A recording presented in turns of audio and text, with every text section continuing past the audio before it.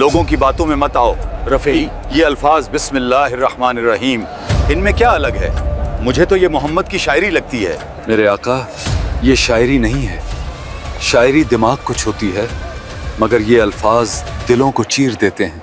यह कुरान की उस पहली किरण की बात है जो हिदायत का दरवाज़ा खोलती है। यह उस अजीम मुकालमे बातचीत की बात है जो हर नमाज में रब और बंदे के दरमियान होता है। यह वो 7 आयतें हैं जिनमें पूरे दीन का खुलासा समाया हुआ है। यह दिल की पुकार है और रब का जवाब है। यह बात है उम्मुल किताब की।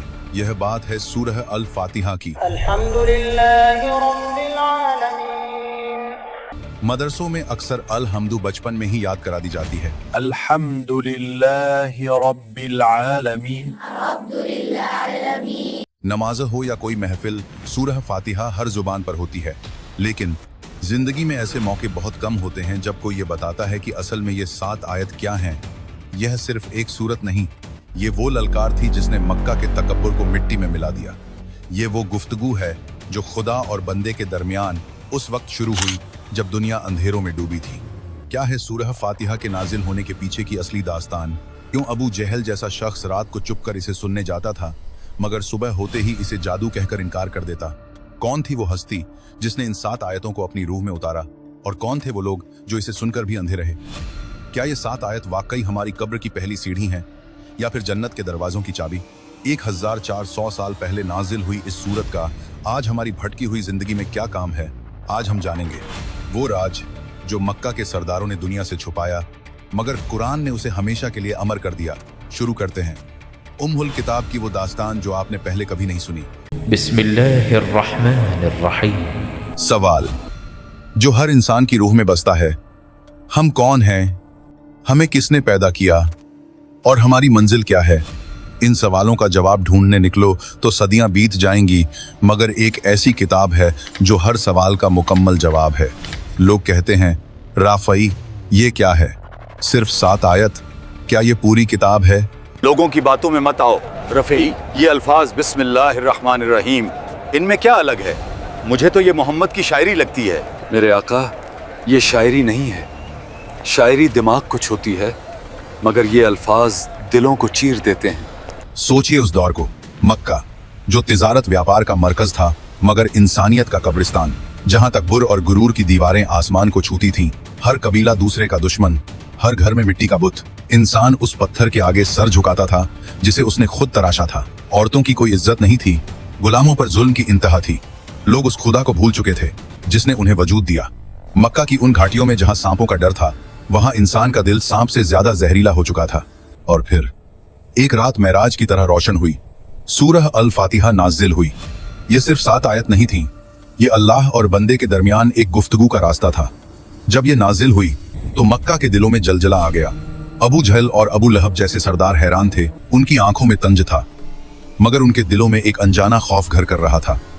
वो कहते थे, सिर्फ 7 आयत हमारी सरदारी को खत्म कर देंगी। वो नहीं जानते थे कि ये 7 आयत जन्नत की चाबी हैं। मोहम्मद पागल हो गया है। वो कहता है आसमान से आवाजें आती हैं, मगर उसकी आवाज जब वो पढ़ता है तो बिजली की तरह लगती है। हमारी शायरी फीकी पड़ गई है।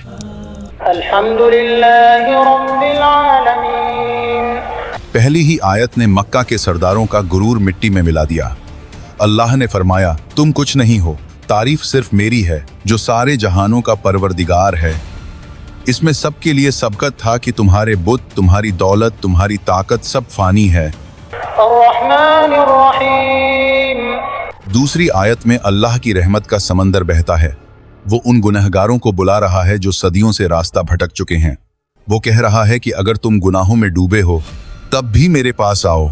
मैं रहमान हूँ, मैं रहीम हूँ। मालिक यौमिद्दीन। यहाँ डर और इंसाफ का जिक्र है। वो दिन जब न कोई सिफारिश काम आएगी, न कोई कबीला। तुम्हारे हाथ में सिर्फ तुम्हारे अमाल होंगे। कुफ्फार ये सुनकर डर जाते थे क्योंकि उनका सारा जोर दौलत पर था।